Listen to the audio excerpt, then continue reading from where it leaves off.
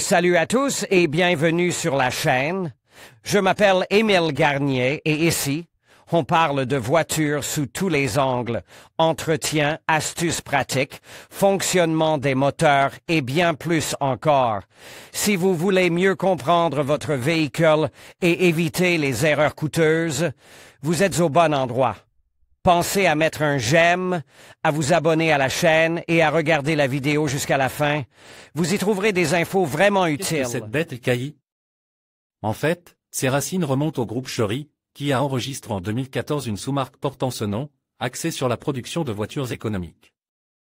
La véritable production a commencé en 2015, et il s'agissait en fait de versions légèrement simplifiées des voitures Chery. Sauf qu'elle était produite sous la marque Coin, et non Kayi.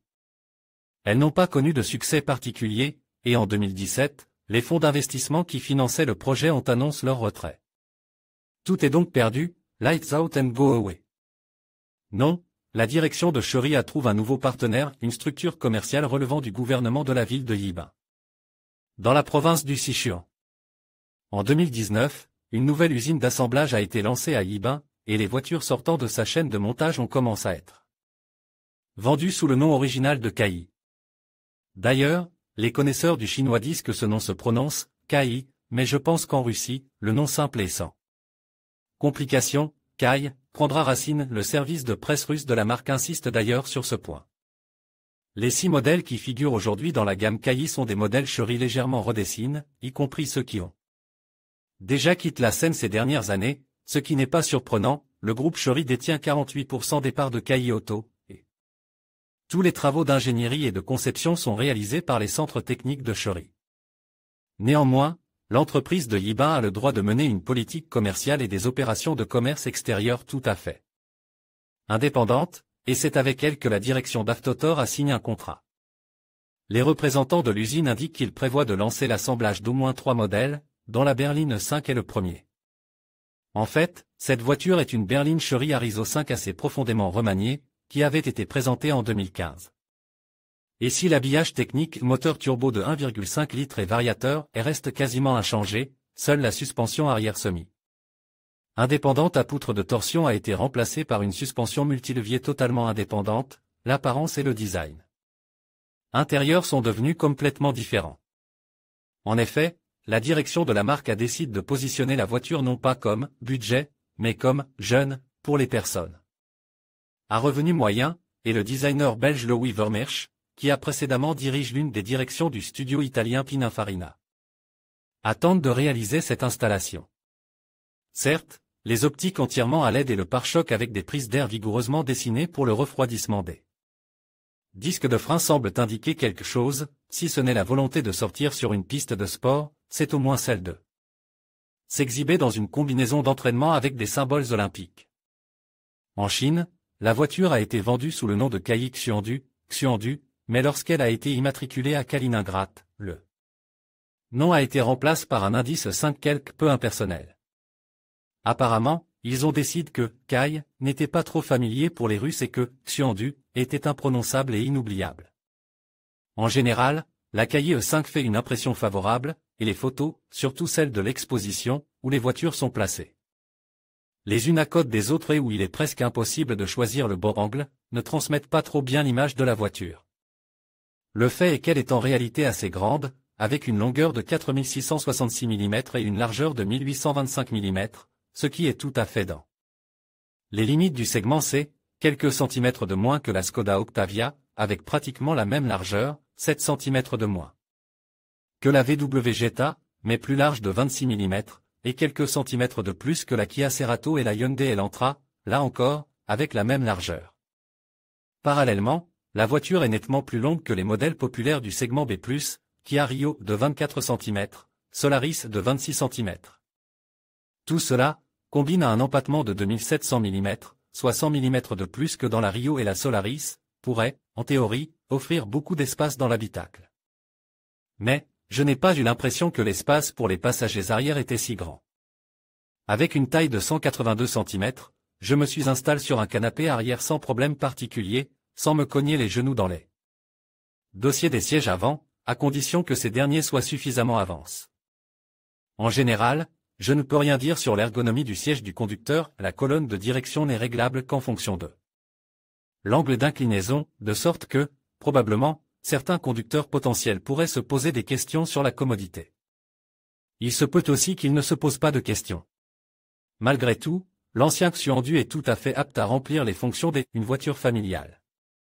En tout cas, les enfants pourront s'asseoir sans problème sur le canapé arrière, et le coffre permettra d'emporter beaucoup d'affaires familiales, et s'il est nécessaire de transporter quelque chose d'assez grand, il est possible de rabattre les dossiers des sièges de la deuxième rangée, complètement, ou dans un rapport 40-60. Cependant, j'ai deux réclamations concernant le coffre, en raison d'un toit incline et d'une silhouette de coupe, l'ouverture de chargement est plutôt étroite, et il ne sera pas très pratique de charger des choses encombrantes, c'est un. D'autre part, l'absence d'une poignée sur la face intérieure du coffre ne permet pas de fermer le coffre après un voyage par mauvais temps, sans se salir les mains. Mais l'aménagement intérieur a fait une impression très favorable.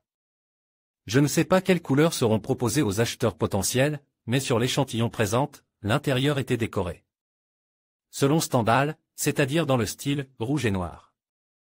Les touches de rouge disséminées dans toute la berline confèrent sans ambiguïté une ambiance sportive, en particulier les inserts rouge en forme de flèche sur les coussins et les dossiers des sièges noirs. Et pour ne pas rendre l'intérieur complètement lugubre et anarchiste, le plafond est recouvert d'un matériau gris clair et équipe d'un toit ouvrant. Il convient de dire quelques mots sur le poste de conduite. La partie supérieure de la face avant et les panneaux de porte supérieure sont en plastique, sous carbone, en dessous tant sur la face avant que sur les panneaux de porte, c'est du cuir artificiel. Avec des surpiqûres rouges. Le volant à 3 branches est recouvert d'un cuir lisse de haute qualité, agréable au toucher, là encore avec des surpiqûres rouges. Et le segment inférieur coupe est une autre touche de l'image, sportive. Les instruments sont conventionnels, analogiques, avec un écran d'ordinateur de bord situé entre les balances. L'équipement d'information est complète par une unité principale avec un écran en orientation paysage, qui n'est pas le plus grand selon les normes d'aujourd'hui. Sous l'unité se trouvent les déflecteurs du système de ventilation, en dessous un bloc de boutons pour la climatisation, encore plus bas 2 emplacements USB, l'un avec la possibilité de transférer des données, l'autre uniquement pour le chargement, et une prise 12 volts. En outre, derrière une plateforme pour smartphone, sur un tunnel, il y a un sélecteur de commande de transmission, et derrière lui un puck, manifestement destiné à la commande d'une unité de tête, avec un bouton sépare Home, qui fait tellement défaut à de nombreux systèmes de ce type, des touches d'activation du chauffage à 3 niveaux des sièges avant, une touche de frein électronique. Et, enfin, une touche du système auto-hold. Par ailleurs, le constructeur promet d'ajouter à l'avenir des sièges arrière chauffants. Deux questions restent à résoudre. Tout d'abord, comment cette nouveauté se comportera-t-elle sur la route? Franchement, je doute que dans ce cas, la dynamique et la maniabilité correspondent à 100% à l'intérieur sportif. Sous le capot, un simple turbo 4 chinois, en l'occurrence le moteur de 1,5 litres de la famille Acteco avec un bloc de cylindres en fonte et un mécanisme de distribution par chaîne, développé par la société Mercury en collaboration avec la société autrichienne AVL. Pour rendre le véhicule plus conforme au taux d'imposition russe, le moteur a été déformé et sa puissance est passée de 156 à 147 chevaux. Il est associé à un variateur à 9, pseudo-transmission, ou plus précisément, à plage fixe, également familière à de nombreux modèles Chery. Les premières configurations recevront une mécanique à 6 vitesses. Tout cela ne permettra pas de positionner la Kai E5 comme une berline sportive, la seule question est de savoir si elle est suffisante pour une simple conduite énergique et l'absence de problèmes de dépassement sur autoroute. Mais cela ne sera possible qu'après des essais de conduite. La deuxième question, peut-être encore plus importante, est de savoir combien coûtera ce « chinois » à la robe rousse. Certaines sources font état de la promesse de la direction d'Avtotor de maintenir les prix à un niveau relativement bas, de l'ordre de 1,2 à 1,3 million de roubles, et les versions les plus économiques passeront sous la barre du million. Selon d'autres données plus réalistes, les prix se situeront entre 1,6 et 2 millions, ce qui modifie déjà la demande et la position sur le marché. Cependant, le secret ne tardera pas à être lève, la vente du Kai E5 devrait débuter dans un mois. En conclusion, cette première rencontre avec le Kai E5 nous a permis de découvrir un véhicule qui allie modernité et performance. Les racines de Chery se manifestent à travers un design soigne et des technologies innovantes, promettant une expérience de conduite enrichissante. Restez à l'écoute pour plus d'analyses et de comparatifs sur les nouveautés automobiles. Merci de nous avoir suivis et à bientôt pour de nouvelles explorations.